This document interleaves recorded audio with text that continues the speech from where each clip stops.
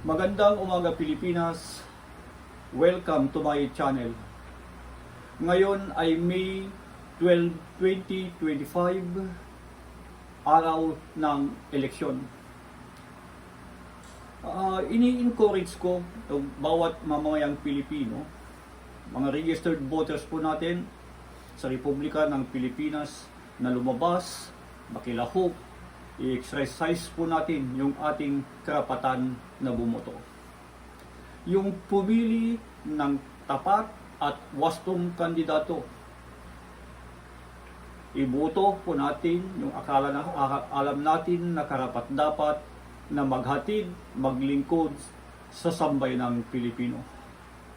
Katunayan, kaming mag-asawa ay galing na sa aming voting precinct dito sa Green Park Village. Ito po yung parang katunayan na kami po ay nag-cast ng aming boto sa inaakala naming tamang kandidato.